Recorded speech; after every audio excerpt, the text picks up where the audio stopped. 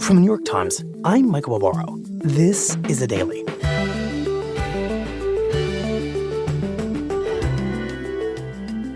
A few days ago, when the U.S. women's team was eliminated from the World Cup, it marked the end of a history-making run of victory.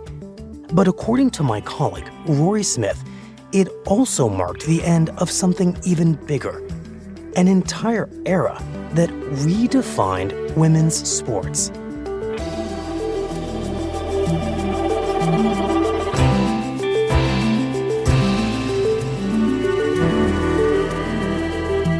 It's Friday, August 11th.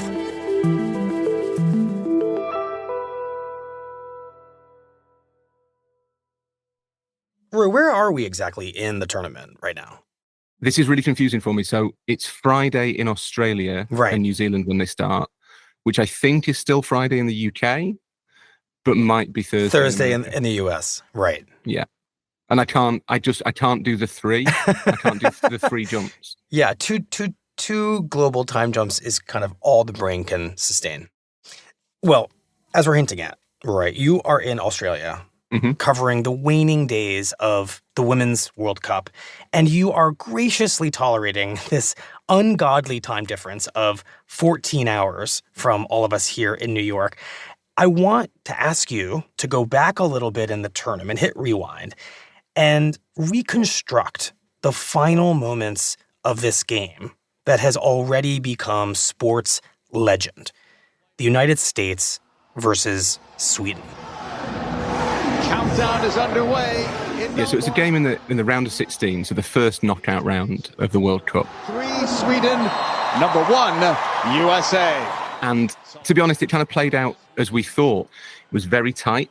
There wasn't a huge amount of action, which maybe, fits certain stereotypes that certain people still have about soccer. It was tense. Turns it back upfield. He's pushed. And you could feel the nervousness of the players and, to be honest, of the crowd building as the clock ticked. Free kick US. It's getting chippy. And then, as these things tend to do when nobody scores, ball played long. It goes to penalties. That's it. Penalty kicks are going to determine who will go on and who will go home in this incredible battle. Right. And that's what I want to talk about.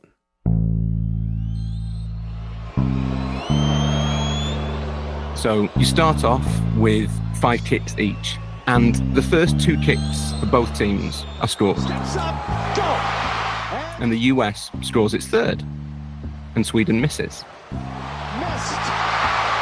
Which means that the US have to hit the ball in the goal twice. You are through to the quarterfinals of the World Cup.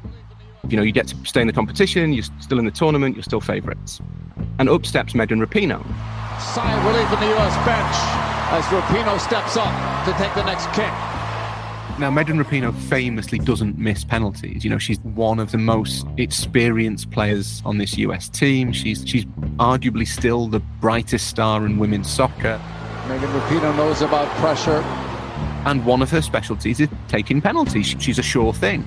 And she steps up and she looks, as she always does, incredibly cool and collected. Rapinoe right foots it over the bar! And she misses. And she turns and walks back to her teammates who are all kind of gathered on the halfway line with this rueful smile on her face, as though she can't believe the absurdity of the situation. Right. But it looked, fortunately for Rapinoe, like she might kind of get away with it, because the Swedish player who follows her also misses, which means Sophia Smith can win it for the States. But she misses. This one doesn't even come close.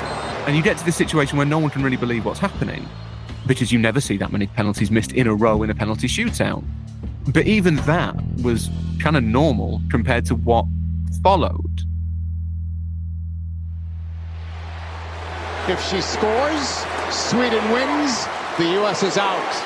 We come to the end of the shootout. The Swedes need to score 1 to go through. Hurtig! Off there! Did it go in? And Alyssa Nair, the American goalkeeper, saves the shot. But instead of the ball spinning away from the goal, as it normally would, it spins quite slowly back towards the line.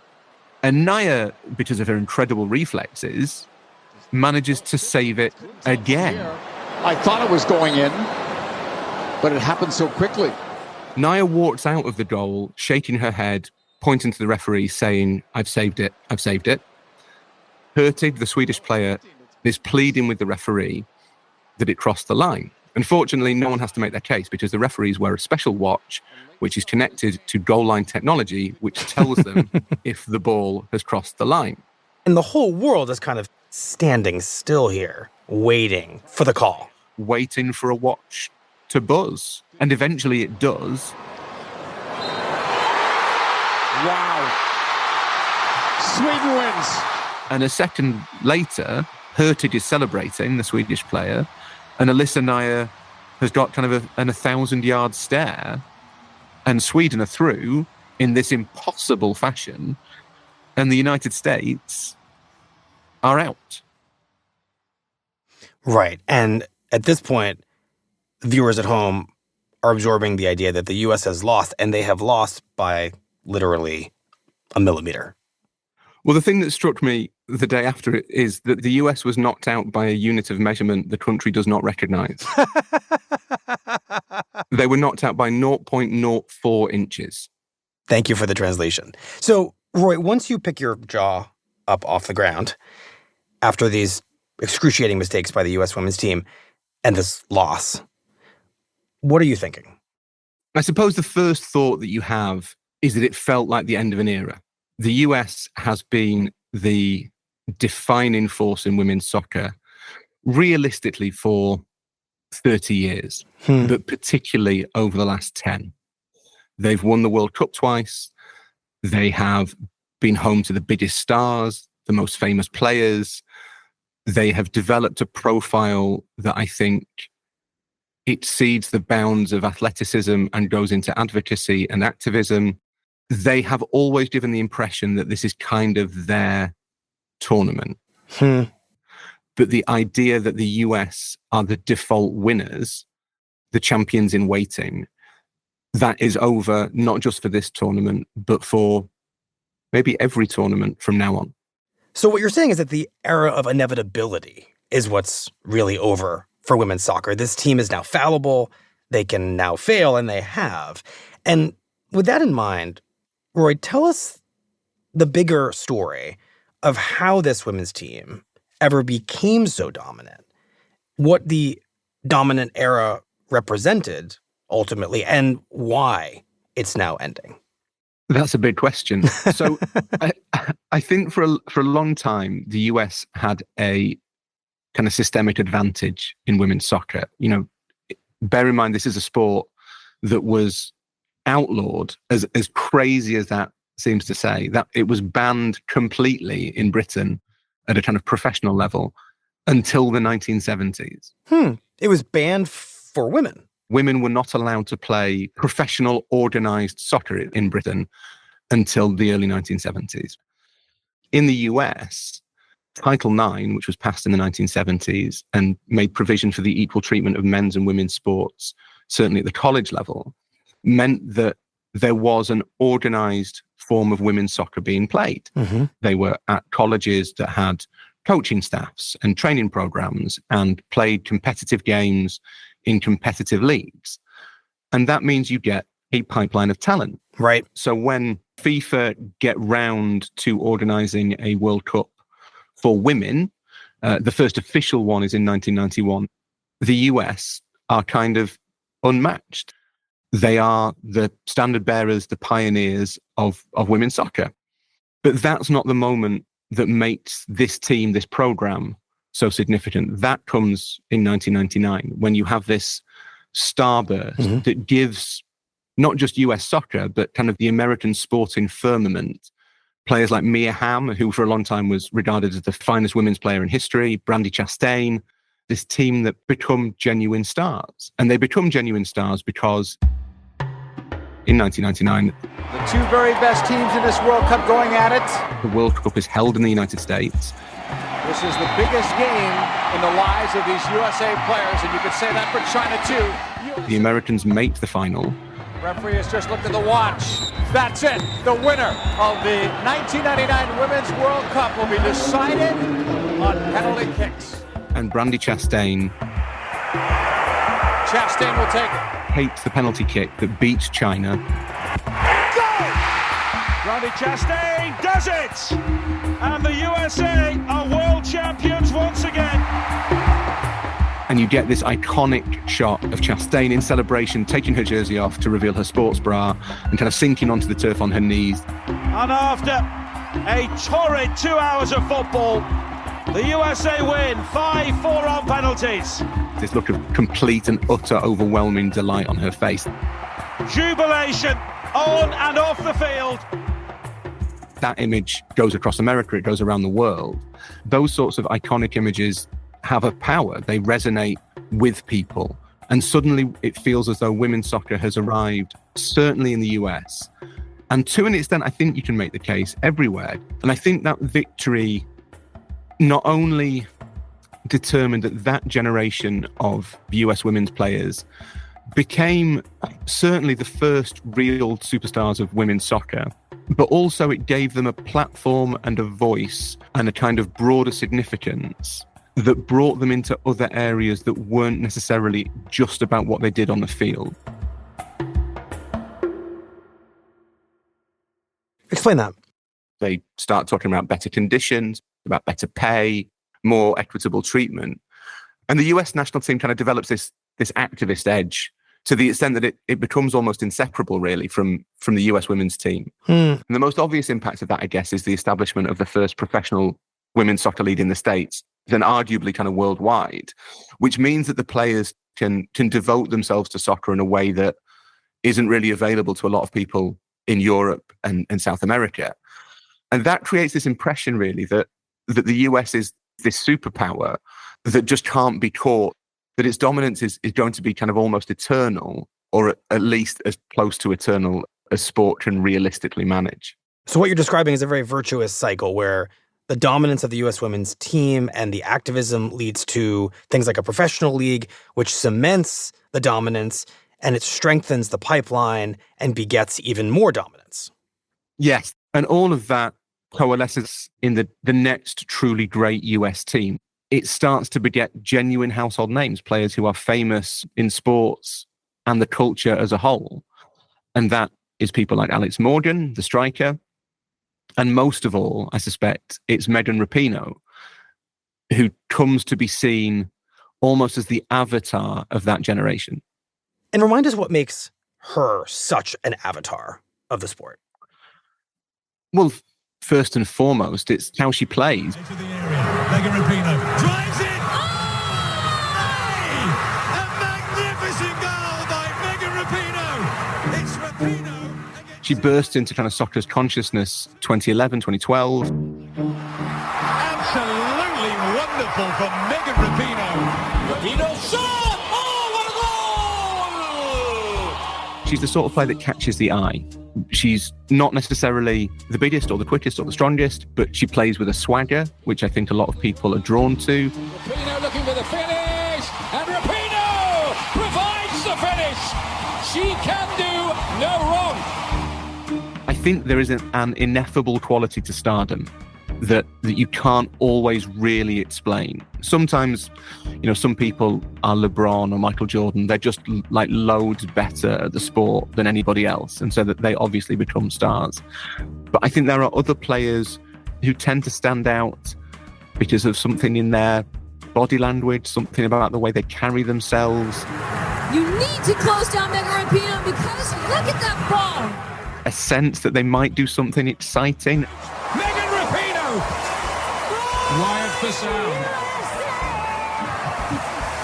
We've all seen the YouTube of her playing the guitar. Now we can listen to her sing as well. And I think Rapinoe is in that category. She is the sort of player who you kind of have to keep an eye on because you never quite know what she's going to do. And that's Rapinoe on the field.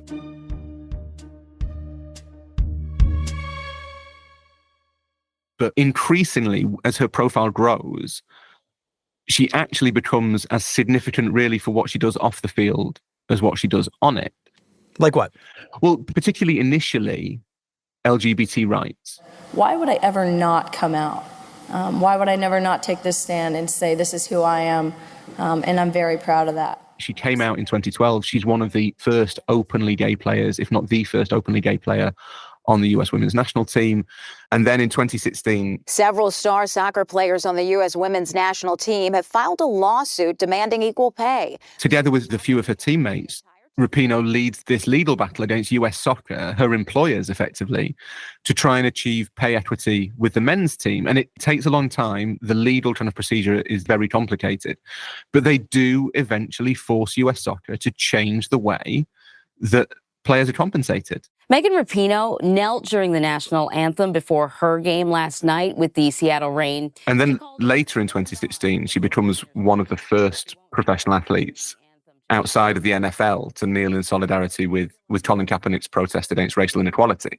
She told reporters, being a gay American, I know what it means to look at the flag and not have it protect all of your liberties, end quote. And, that's a risk because if you look at what happened to Kaepernick, he was effectively forced to sacrifice his career to make his principles clear.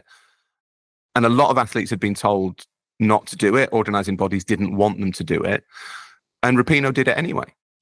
Well, 2 days before her women's national team takes on France in the quarterfinals of the Women's World Cup, co-captain Megan Rapinoe is in another match with President Trump. And then, most notably, in 2019, around the time of the World Cup in France, she doesn't have any problem at all with standing up to the President of the United States. Traditionally, a winning team would be invited to the White House so that the President of the day can bask in their reflected glory. Mm-hmm.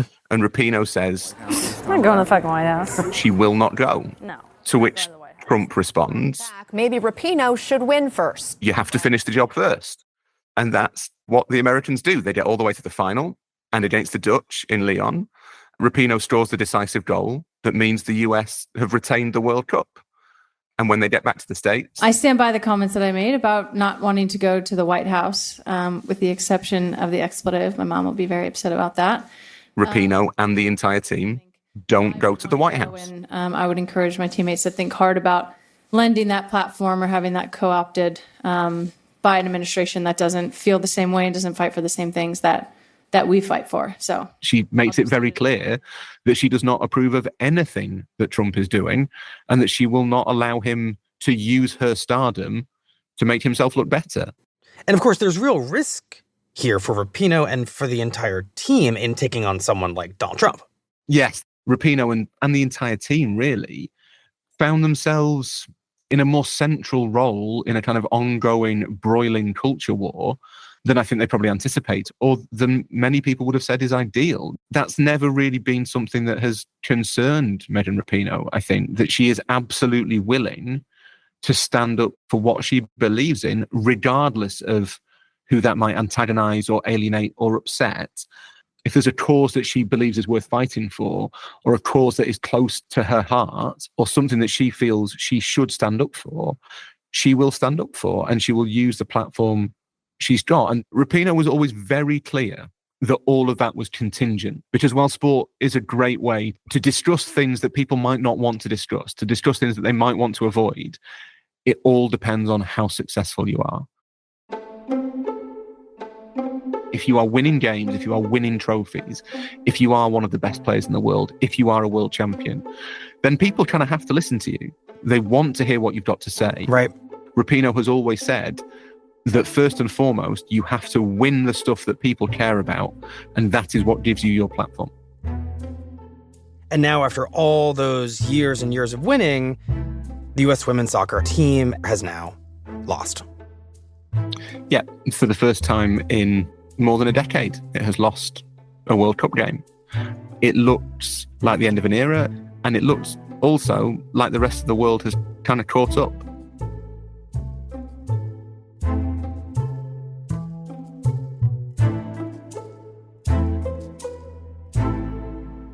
We'll be right back.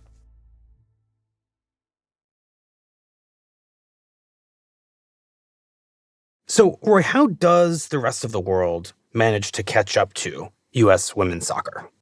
I think the first step was unbanning the sport. That was quite helpful. And then what you really see probably starts 10 to 15 years ago, where the major club teams of Europe start to take an interest in women's soccer.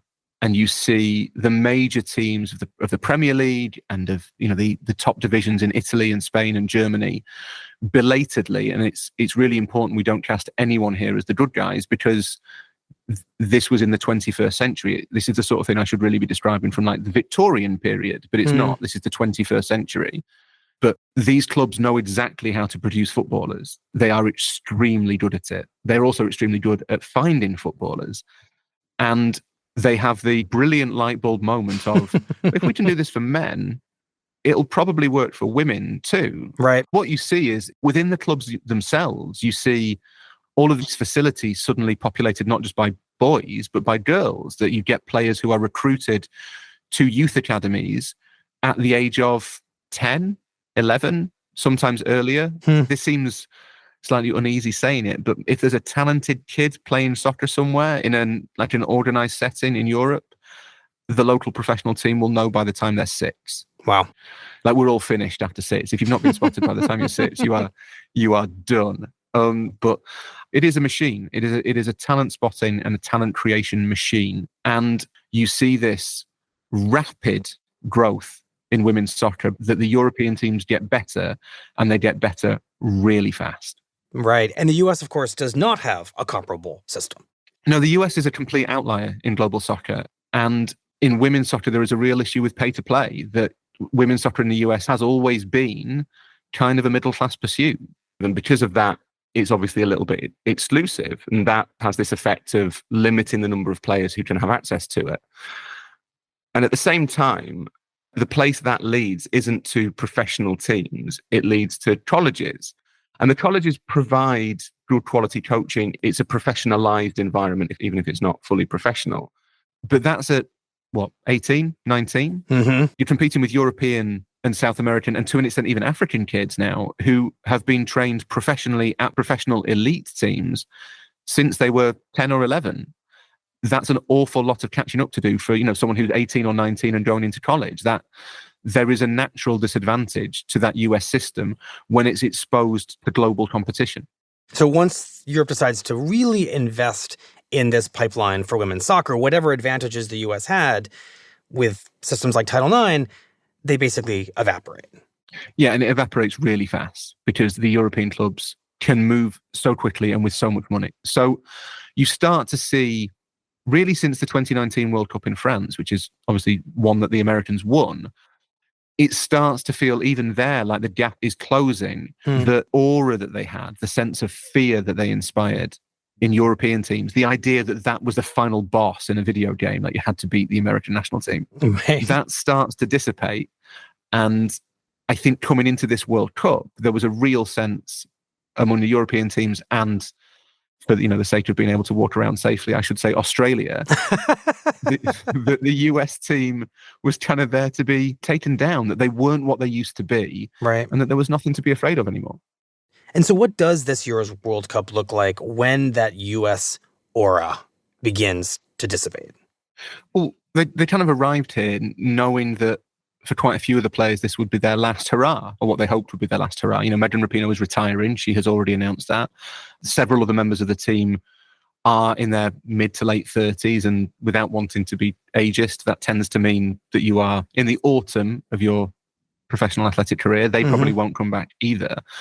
And to be honest, they've kind of looked like a team that's at the end of a road. They played 4 games. They beat Vietnam. They drew with the Dutch and with Portugal. And P.S., when you say drew, 2 stupid Americans tie. Yeah, they tied, sorry. But they never really looked particularly exciting or imaginative or inventive. They didn't feel like they were the defining story, the must-watch draw of this tournament. They felt like a faded force. They looked a shadow of what the world expects from the United States women's team and what the US women's team expects from itself. Right, and that extends quite clearly to the final game that you described at the beginning of our conversation against Sweden, when Rapinoe misses her penalty kick and Sweden's last penalty shot goes in by that painful millimeter. Yeah, and there was a temptation in the immediate aftermath to see it as being a really close run thing, that the World Cup had been ended by a millimetre. But that's not really true, because that millimetre was just a culmination of all of the rest of the tournament, which in turn was the culmination of all of the last 4 years. And that in turn probably would link to the growth of women's soccer around the world, to the inevitable march of time for some of the most important players on the US team. So it wasn't unforeseeable that the US should not win the World Cup. It wasn't really an injustice that they went out to Sweden. The only thing that struck me as being particularly cruel was the fact that Rapinoe, with her last ever kick at a World Cup, should miss a penalty. That felt like it wasn't really the coda that her World Cup career deserved, given all that she's achieved for the sport as a whole and in terms of the causes that matter to her. And she expressed all that after the game. I mean, this is like a sick joke. For me personally, I'm just like, this is dark comedy. I missed a penalty. He called it a sick joke, that would be her final contribution to a World Cup. I think this team has always fought for so much more. And, to know that we've used our really special talent to do something, that's really like changed the world forever. I think that means the most to me and, the players in this locker room here. And she talked about how she's tried to use the platform that the US national team provides. That's the best part. We're going to miss you. Thank you, Megan, for everything. Thank you. Thank you. And she has always said that without the winning, you don't get the microphones. You don't get to say whatever you want all of the time, because people in Rapinoe's telling listen to winners. They want to hear what winners have to say. And in her view, if you don't win, then that might go away. Right. She seemed to recognize that this platform is now in jeopardy. I wonder, Rory, to the degree that the era that we've been talking about truly is over, and based on the pipeline and Europe's success in building it that we've been talking about, it might be over for some time. The U.S. might not be able to catch up to Europe's catching up to the U.S. for years. Maybe it will be impossible to catch up. We're not going to know that for a while. But I'm curious, what do you think that this era of extraordinary dominance and success and activism will have meant with U.S. women's soccer? Well, first of all, I think that maybe the US will just have to get used to being one of several nations that can win major tournaments. And there's no great shame in that. I don't think the US is going to be bypassed as a soccer force. They will be back. They might win the next World Cup. But I think the era of them being default champions is probably over for good. There will always be other countries that can challenge them now and challenge them in a convincing, consistent way. What I don't think will change is the kind of spiritual, philosophical legacy of this team, that women's soccer all over the world has an activist edge. And I think in no small part, that's because most of these women have had to fight for something: the right to play, the right to be paid as much as they deserve, the right to have access to the same facilities as the men, the right to have their sport projected in the way that it ought to be. So women's soccer is always accompanied by a degree of advocacy.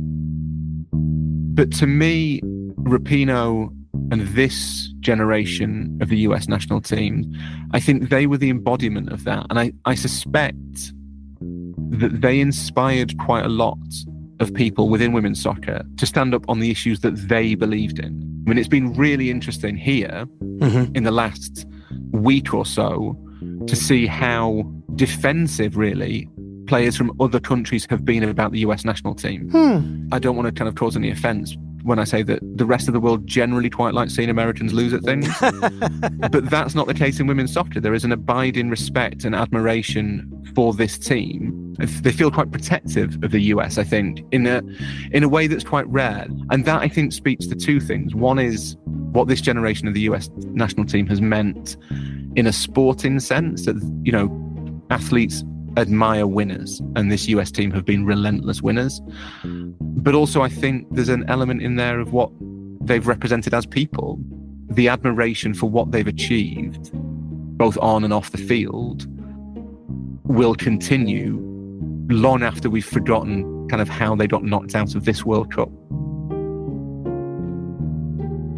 Well, Rory, thank you very much. We appreciate it. Thank you for having me.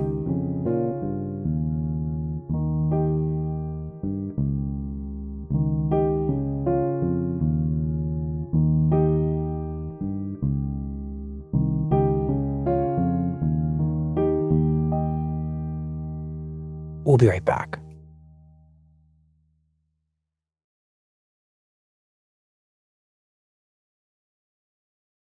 Here's what else you need to know today. In a major diplomatic breakthrough, the United States and Iran have reached a deal to win the freedom of 5 imprisoned Americans, most of whom have been charged by Iran without evidence of spying.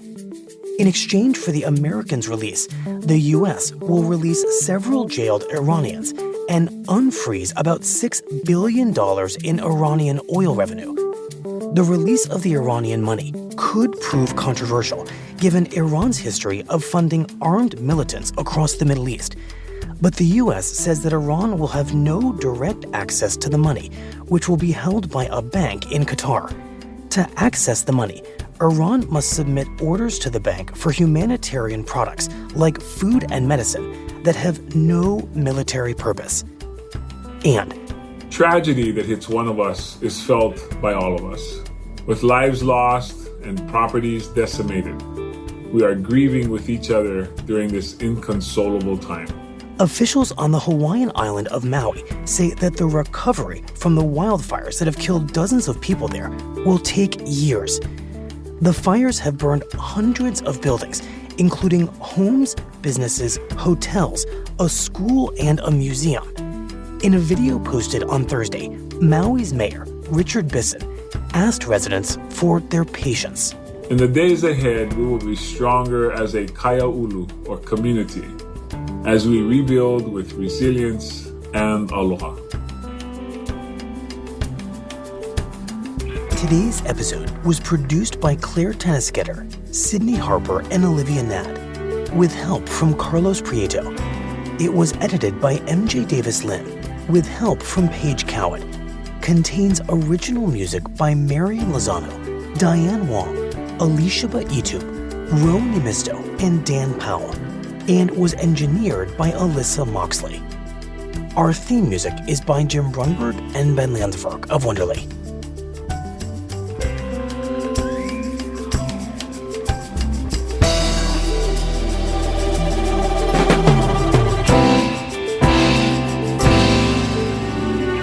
That's it for the Daily.